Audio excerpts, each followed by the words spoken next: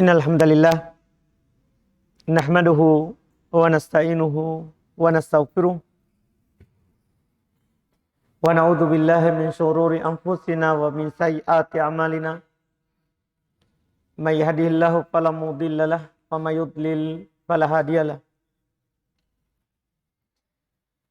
Asyhadu an la ilaha illallah wahdahu la syarikalah wa asyhadu anna Muhammadan abduhu wa rasuluh.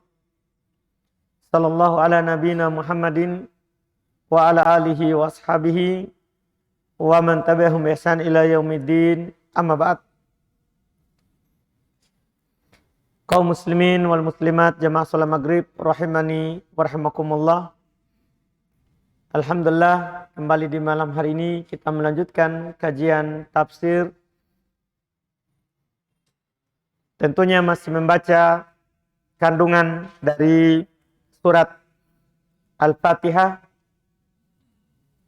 Kita masih melanjutkan penjelasan faedah yang kedua dari firman Allah Subhanahu wa taala, ihdinas siratal mustaqim. Tunjukilah kami jalan yang lurus. Yang mana penulis rahmallah yaitu Asy-Syaikh Muhammad bin Shalih Al-Utsaimin rahimahullahu ta'ala membagi hidayah itu ada dua. Ada namanya hidayatu ilmin wa irsyadin. Hidayah kepada ilmu. Hidayah kepada tuntunan Al-Quran dan Sunnah. Kemudian yang kedua ada namanya hidayatu taufikin wa amal. Hidayah taufik dan hidayah untuk beramal di atas apa yang kita ketahui.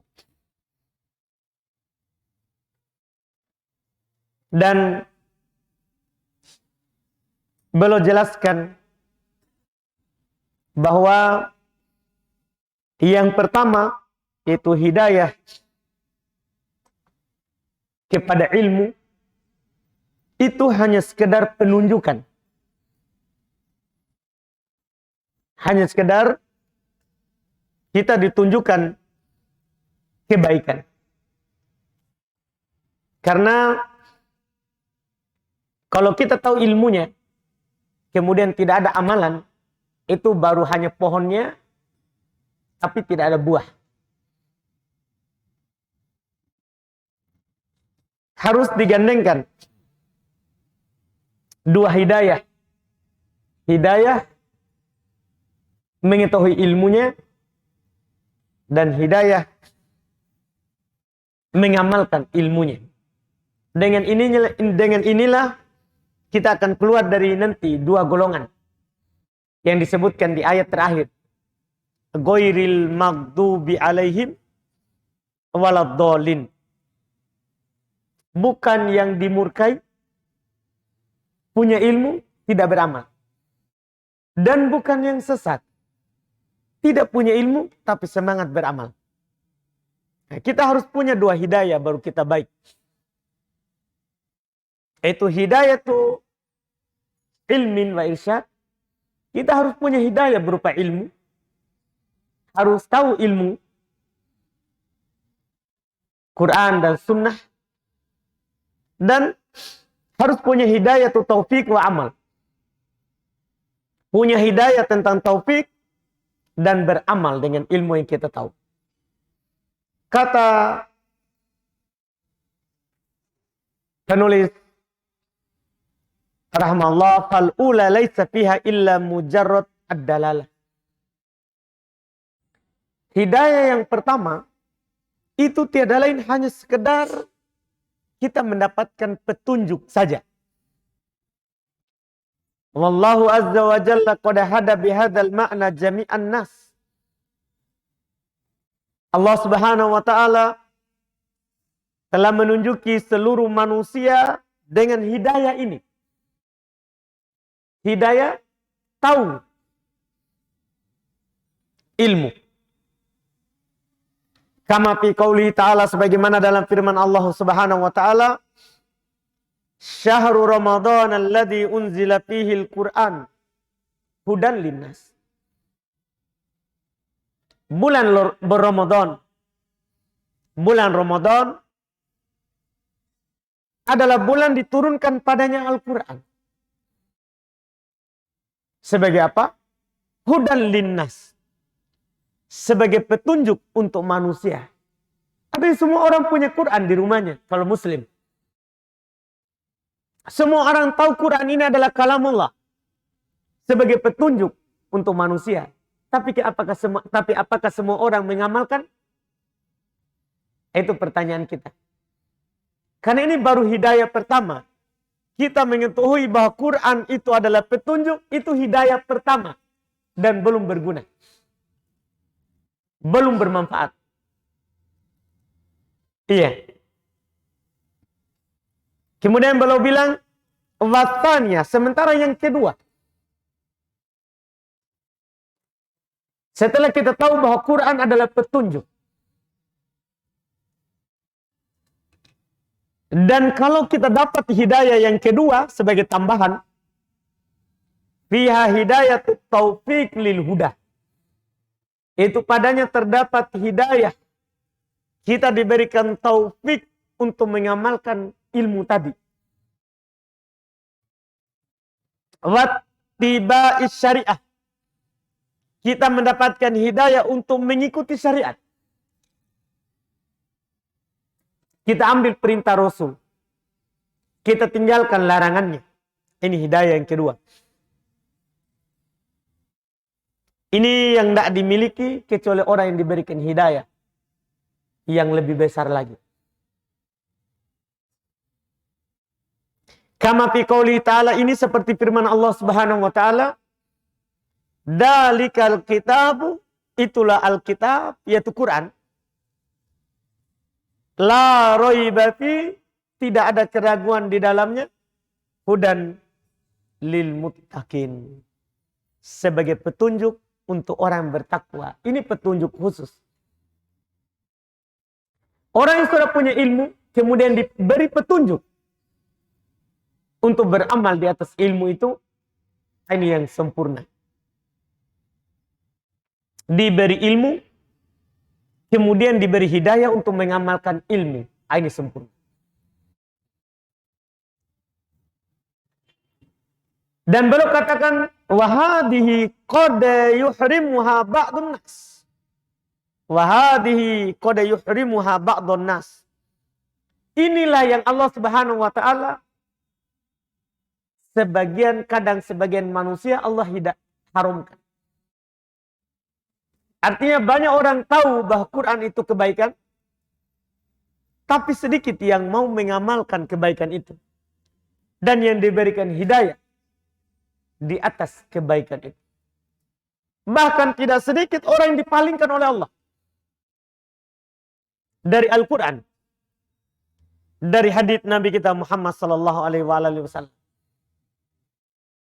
Kita lihat sebagai pelajaran, beliau bawakan kaum Samud. Kama qala ta'ala, Allah Subhanahu wa taala berfirman, wa amma Samud fahadainahum fastahabbul ama alal huda. Adapun Samud, kata Allah, kami berpetunjuk kepada mereka. Diutus kepada mereka Nabi. Diutus kepada mereka Rasul dari Rasul Allah. Tapi mereka lebih memilih kesesatan daripada petunjuk. Jadi Rasul mendakwakan mereka untuk beribadah kepada Allah. Tapi mereka tidak memilih dakwah Rasul itu. Kata beliau, fahadainahum ay bayyana lahumul haqq. Yaitu kami jelaskan kepada mereka kebenaran. Wadalalnahum alaih. Kami tunjuki kepada mereka kebenaran itu. Walakinnahum lam yuwaffaqu. Akan tetapi mereka tidak berikan taufik untuk beramal. Iya.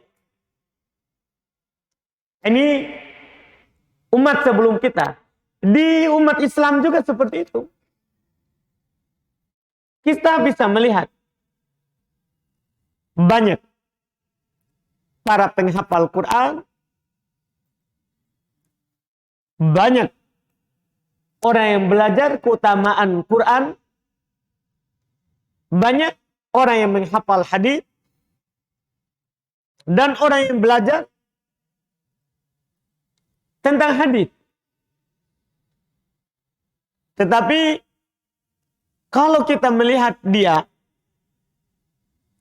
tidak mengamalkan yang dia hafal, tidak mengamalkan yang dia tahu. Misal anggaplah ada orang kuliah di Mekah, ada orang kuliah di Saudi. Arti ini kan di sana pasti pelajarannya yang benar. Tapi kita lihat pulang di Indonesia misalnya, cukur jenggot, dia tahu hadisnya. Dia tahu hadisnya. Nabi SAW bersabda, ini satu contoh. Upul liha, pelihara jenggot. Iya. Dia tahu. Bahkan kadang mereka sudah hafal nomor hadisnya. Haram berisbal. Haram menurunkan celana di bawah mata kaki. Karena Nabi bersabda, ma asfala minal ka'baini minal izar fafinnar. Apa yang di bawah mata kaki dari pakaian itu di neraka. Mereka hafal hadisnya, mereka tahu bahkan posisinya di mana, tapi dia isbal. Dia tidak naikkan pakaiannya. Kenapa? Hidayah yang kedua. Hidayah untuk mengamalkan apa yang dia tahu itu yang susah. Iya. Mempraktekkan fikih yang kita pelajari itu butuh hidayah dari Allah Subhanahu wa taala. Kalau kita tidak punya hidayah untuk mengamalkannya, tidak bisa kita lakukan. Tidak bisa kita lakukan. Oleh karena itu, setelah kita mengatakan iyyaka na'budu wa iyyaka nasta'in, hanya kepadamu kami beribadah dan hanya kepadamu kami meminta pertolongan, kita masih tetap butuh katakan setelahnya, ihdinas siratal mustaqim. Tunjuki kami jalan yang lurus. Bagaimana cara beribadah kepadamu? Iya. Karena kalau kita hanya mengatakan hanya kepadamu kami beribadah, tapi kita tidak tahu bagaimana itu ibadah, itu bahaya. Iya. Sama dengan orang sholat, tidak mengetahui bahwa syarat sahnya sholat harus berwudu. Atau sama dengan orang berwudu, tapi dia tidak tahu pembatal wudu itu apa saja. Sehingga dia sudah berwudu, dia tidak sadar kalau wudunya sudah batal. Karena tidak punya ilmu tentang itu. Iya. Atau dia tahu ilmunya, tapi tidak amalkan.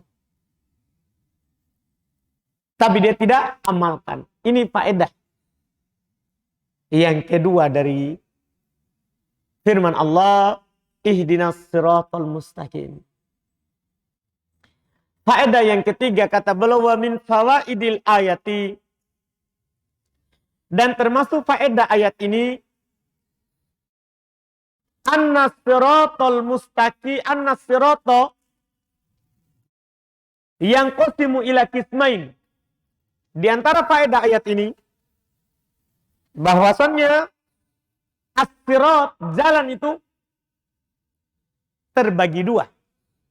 Ini harus kita pahami. Jalan itu yang ditempuh oleh manusia untuk menuju Allah Subhanahu wa taala itu ada dua. Itu ada dua. Ada yang mustaqim dan ada yang wa mu'wij, ada yang tidak mustaqim. Ada yang lurus dan ada yang bengkok. Iya. Ada orang menuju jalan Allah, lurus, betul menuju kepada Allah. Dan ada orang menuju Allah, tapi pakai jalan yang bengkok. Mana yang diterima? Iya. Dan apa yang sesuai? Yang dianggap lurus? Kata beliau, famakana muwafiqun lil haqqi fahuwa mustaqim. Apa yang sesuai dengan yang benar. Ada dalil Qur'annya. Ada dalil sunnahnya. Itulah yang lurus. Itu yang dibilang sirat al-mustaqim. Kama qala ta'ala, sebagaimana yang Allah Subhanahu wa taala firmankan. Wa anna hadza sirati mustaqima fattabi'u. Bahwasanya ini adalah jalanku yang lurus. Ini itu siapa? Apa? Quran. Iya. Hadis Nabi sallallahu alaihi wasallam. Itu adalah jalanku yang lurus, kata Allah. Fattabi'u, maka ikutilah dia. Wa makana mukhalifan, dan apa yang menyelisihi apa yang Allah turunkan dan apa yang Nabi sallallahu alaihi wasallam ucapkan atau lakukan atau benarkan, fahuwa mu'wijun, maka itulah jalan yang bengkok. Itulah jalan yang bengkok. Ini harus kita hati-hati. Iya. Ketika bertepatan dengan Al-Quran, bertepatan dengan hadits Nabi SAW, maka itu disebut jalan yang lurus. Dan ketika tidak sesuai dengan Quran, kemudian tidak sesuai dengan hadits Nabi SAW, itu yang disebut bengkok. Dan yang diterima adalah yang diperintahkan oleh Allah untuk mengikutinya, yaitu yang lurus. Yang bengkok itu tidak diterima. Itu tidak diterima. Kita bisa ambil contoh. Ya. Di beberapa kisah dari Nabi kita Muhammad sallallahu alaihi wasallam.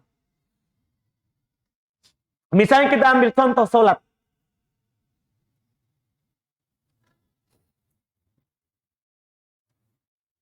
Ada seorang lelaki masuk masjid. Nabi SAW duduk di sisi masjid. Orang ini sholat. Setelah sholat, dia datang kepada Nabi SAW, salam. Seperti biasa para sahabat kalau ketemu Nabi, mereka datangi Nabi SAW, salam. Kata Nabi SAW kepadanya, irji, fasolli fa innaka lam tusolli. Kembali, kamu ulang sholat. Kamu belum sholat. Padahal dia sudah sholat. Tapi Nabi bilang, kembali.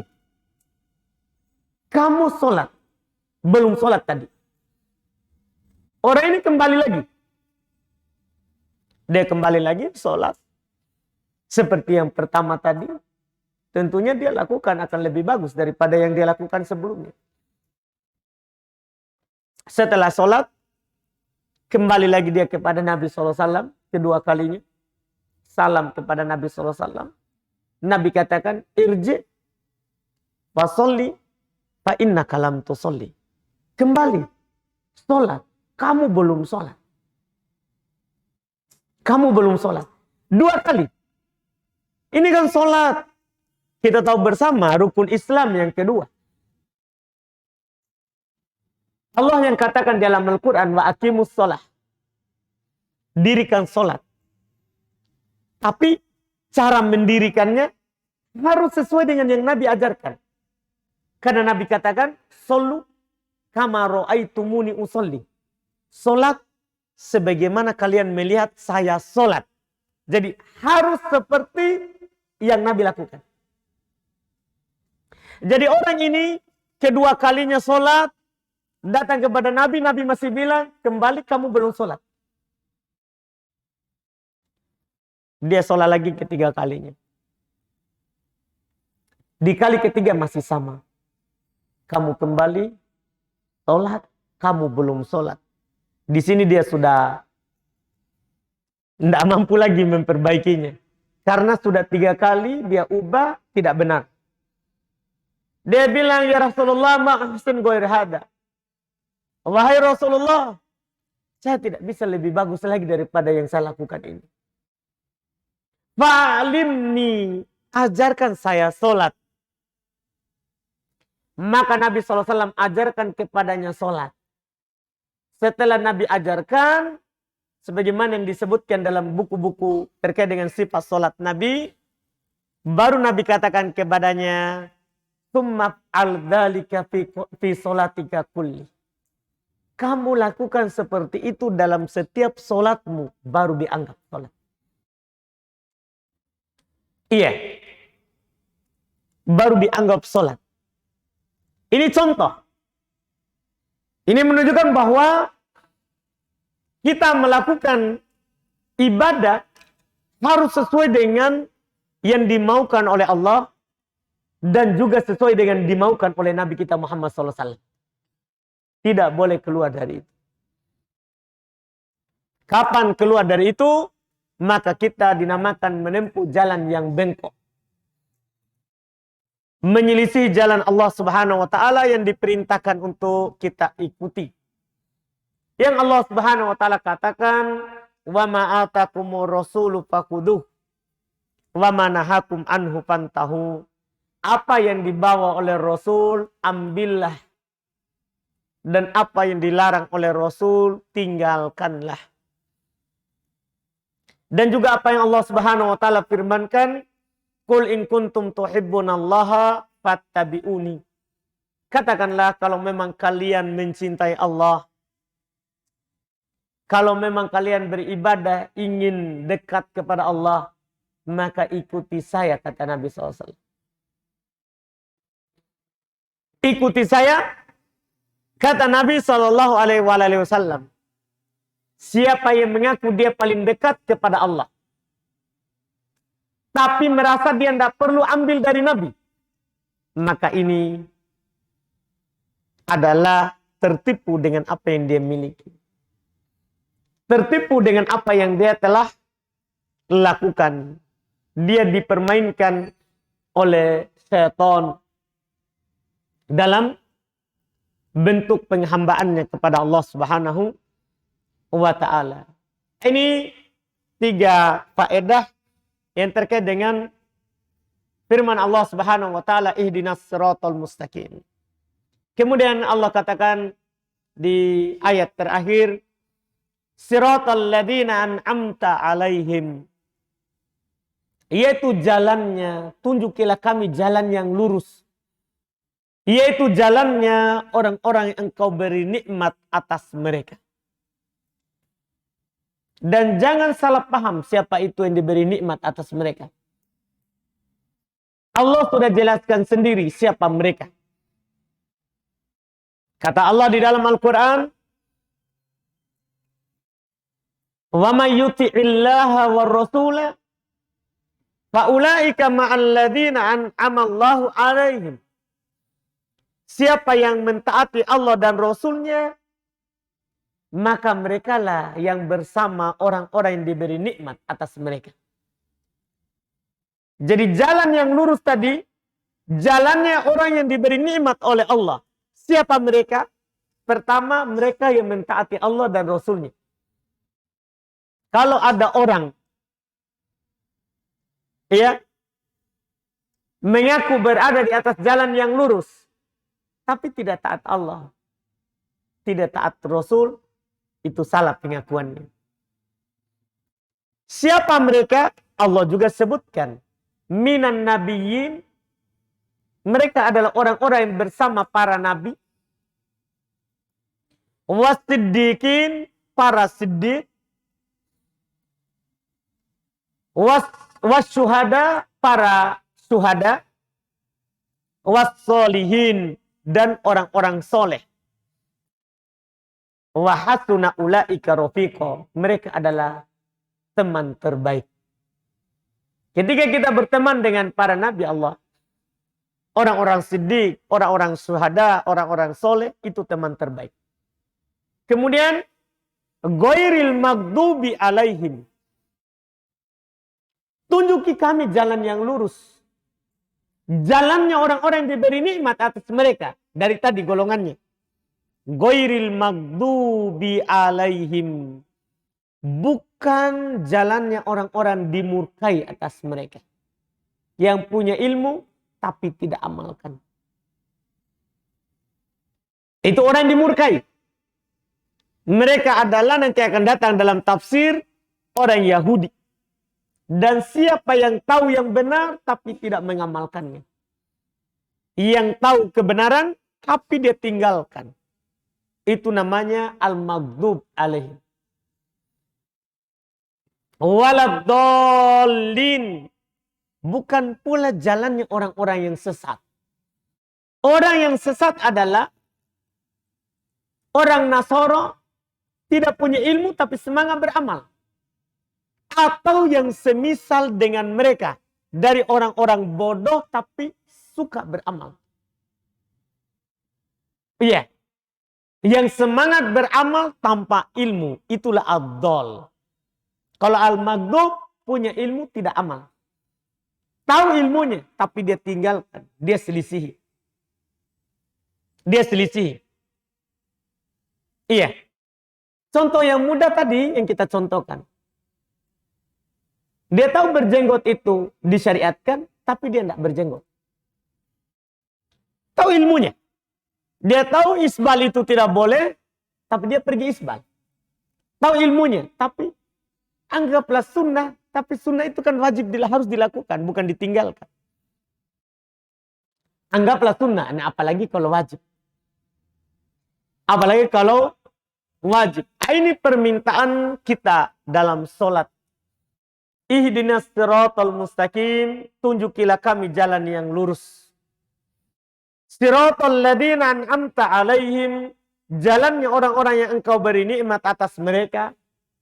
Ghairil maghdubi alaihim, bukan jalannya orang-orang dimurkai atas mereka. Waladdallin, bukan pula jalannya orang-orang yang sesat. Ini ayat terakhir dalam surat Al-Fatihah. Dalam surat Al-Fatihah. Kita baca sedikit. Masih ada waktu.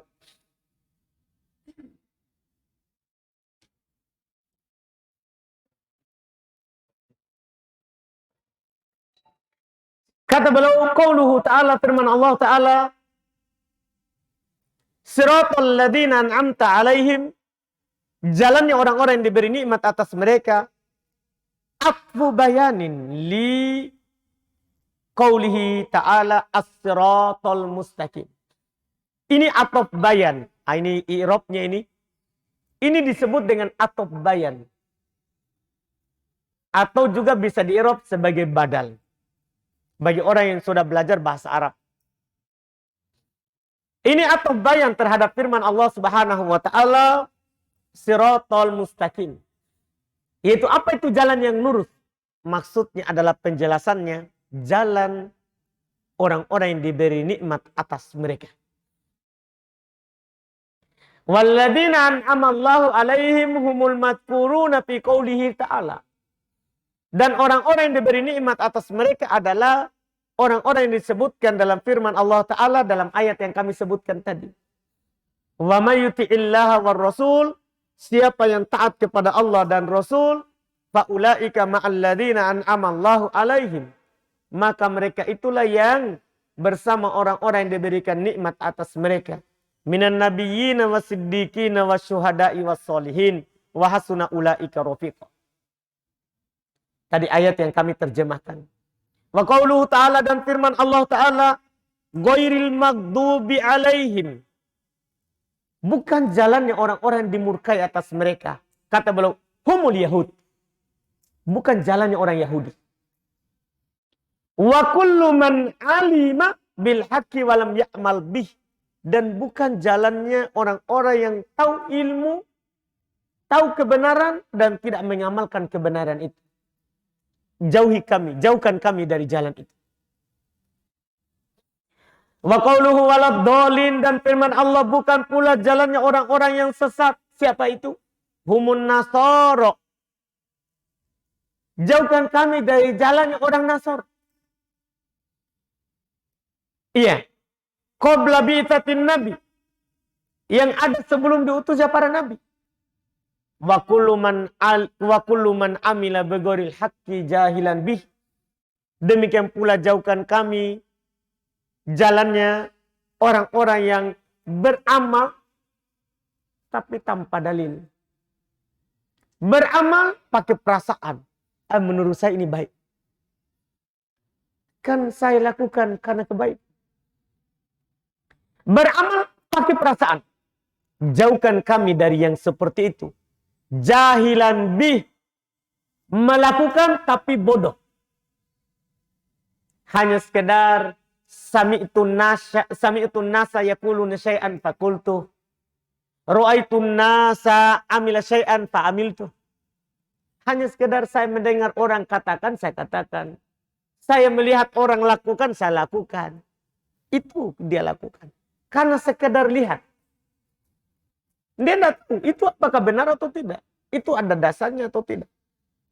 Itu tercela. Orang beramal tapi tidak tahu ilmunya. Nah ini yang kita minta dalam Al-Fatihah. Bukan jalannya orang-orang yang seperti itu. Iya. Wa fi qouli ta'ala, dalam firman Allah Ta'ala, alaihim qiraatan. Itu ada dua bacaan. Sab'iyatan. Ada dua qiraat sab'ah. Ihdahuma dhammul ha. Salah satunya boleh kita dhammah ha-nya. Alaihum. Ghairil maghdubi alaihum. Di dhammah ha-nya. Iya. Watsaniya kasruha. Bacaan kedua di kasroh. Yaitu bacaan kita yang ada. Alaihim. Iya. Itu dua bacaan. Dan nanti di pertemuan berikutnya kita akan tahu apakah boleh kita baca dengan alaihum di masyarakat awam. Yang mana di mereka cuman mereka dengar apa? Alaihim. Nah, nanti akan disebutkan oleh beliau 3 sisi akan tidak bolehnya kita membaca di masyarakat awam dengan bacaan yang didomah. Ya. Ini bagi yang tahu ilmunya. Tapi bagi yang tidak tahu ilmunya, bahaya nanti. Akan menyebabkan dia akan membenarkan kita. Ketika kita baca alaihum, dia akan bilang alaihim. Itu karena kebodohannya, karena ketidaktahuannya. Maka kita harus baca sesuai dengan yang orang tahu. Sesuai dengan orang tahu. Ini nanti ilmunya ada. Kita akan disampaikan nanti insya Allah. Ini alhamdulillah yang bisa kita ambil di malam hari ini. Kemungkinan insya Allah bisa 2 kali pertemuan. Kita akan selesai dari surat Al-Fatihah. Insya Allah ta'ala. Kalau ada pertanyaan, silakan boleh ditanya.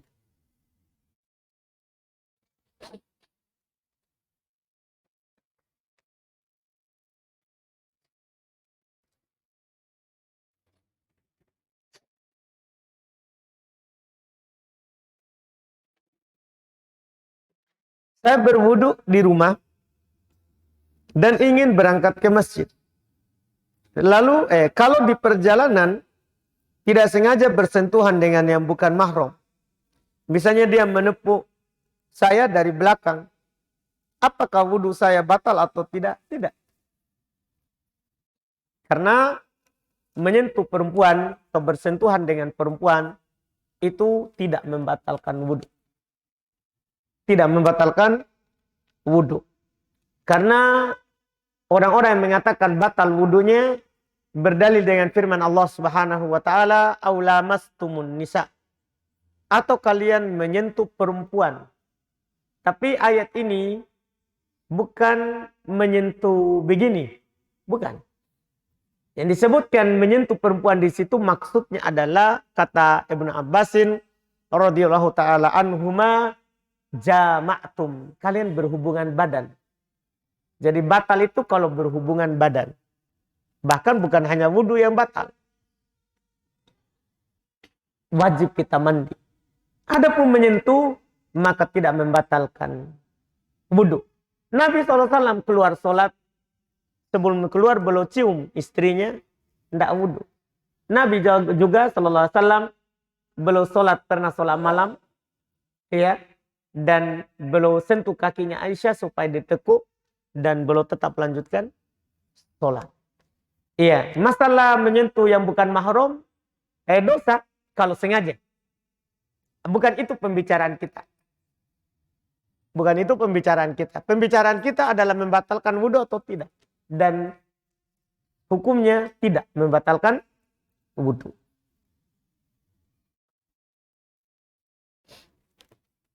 Kemudian pertanyaan berikutnya. Bacaan tasyahud awal. Yang benarnya sampai sholat syahadat atau sholawat. Diperselisihkan oleh para ulama terkait dengan bacaan tasyahud awal. Ada yang berkata bersolawat setelah membaca at-tahiyatu lillahi sholawatu thayyibatul mubarakatuh dengan beberapa lafaz bentuknya. Terserah kita mau hafal dari yang mana, semua yang sah dari Nabi SAW. Assalamualaikum ayuhan nabi wa rahmatullahi wa barakatuh. Assalamu alayna wa ala ibadillah sholihin. Asyhadu an la ilaha illallah wa asyhadu anna Muhammadan abduhu wa rasul. Ada menyatakan setelah itu membaca salawat. Berdalil dengan hadis dari Nabi SAW, beliau katakan fal yatakhayyar minad du'a masya. Hendaklah dia pilih dari doa apa yang dia inginkan.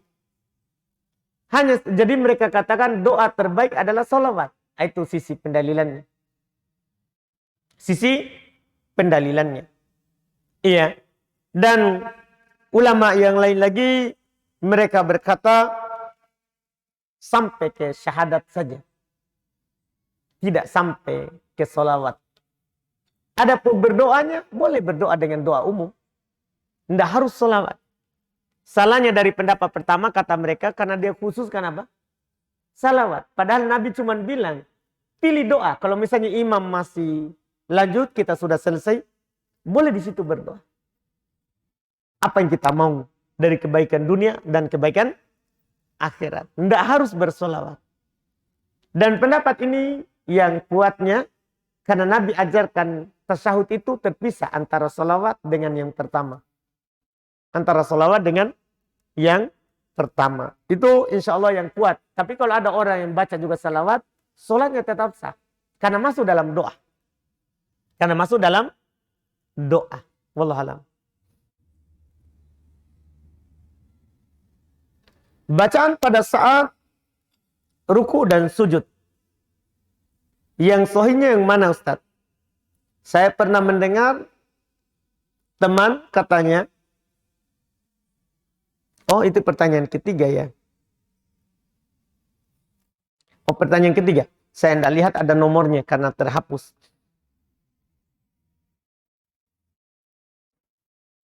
Bacaan pada saat ruku dan sujud. Yang sahihnya yang mana Ustaz? Semua sahih dan banyak. Doanya. Ada yang sama dan ada yang beda. Yang beda itu kalau ruku subhana rabbiyal azim. Kalau sujud subhana rabbiyal a'la. Yang sama ada beberapa bentuk. Boleh kita baca subuhun kudusun rabbul malaikati waruh. Itu sama. Antara ruku dan sujud. Boleh juga kita baca subhanakallahumma bihamdi. Apalagi setelahnya?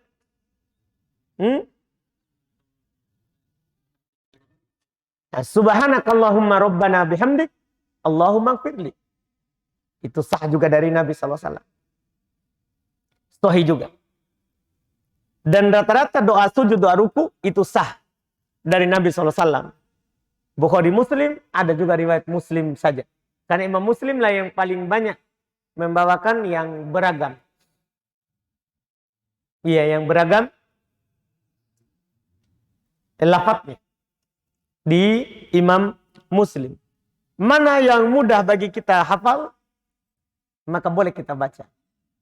Mana yang mudah bagi kita hafal, boleh kita baca. Kalau ada orang mampu menghafal semuanya, maka boleh dia ganti-ganti. Kadang dia baca kalau ruku subhana rabbil azim, boleh diganti. Karena dengan ganti ini mengantarkan kita khusyuk.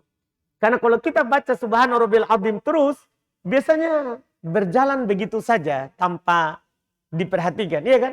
Ruku langsung subhana rabbil azim, subhana rabbil azim, subhana rabbil azim. Biasanya tidak diperhatikan bacaan. Tapi kalau kita ganti-ganti, itu menyebabkan kita nanti intibah, sadar. Iya, apa yang kita ucapkan. Sadar apa yang kita ucapkan. Sama dengan doa iftitah. Kan diajarkan kita banyak bentuk doa. Kalau kita ganti-ganti dari yang banyak itu, pertama keutamanya berbeda-beda. Yang kedua kita akan hadir terus.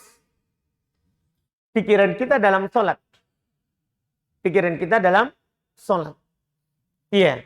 Itu sama. Jadi makanya sengaja diajarkan dalam sholat itu beraneka ragam bentuknya. Supaya tidak ada malal, tidak ada kebosanan nanti.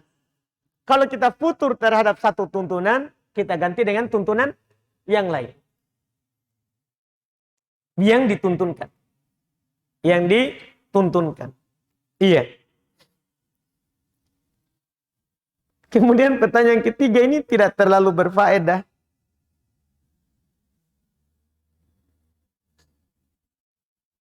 Karena terkait dengan masakan. Iya. Tidak terlalu berfaedah kalau masakan.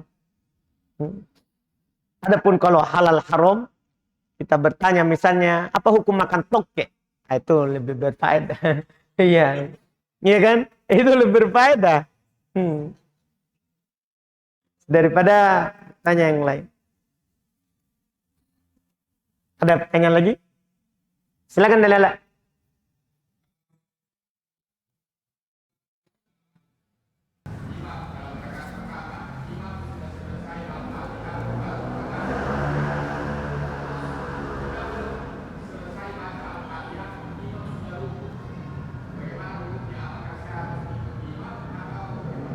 Kalau kita bisa kejar, maksudnya bisa kita selesaikan sebelum imam bangkit, selesaikan. Tapi kalau kita tidak bisa selesaikan, masalah langsung rukuk saja. Nanti tinggal ganti satu rakaat. Karena kita tidak selesai Al-Fatihah. Karena mengikuti imam wajib. Tidak boleh kita telat dari mengikutinya. Nanti tinggal kita ganti satu rakaat. Karena tidak ada solat yang tidak membaca Al-Fatihah. Nabi SAW bersabda, La solata liman lam yakra bi fatihatil kitab. Tidak ada solat bagi yang tidak baca Al-Fatihah. Kita tidak selesai.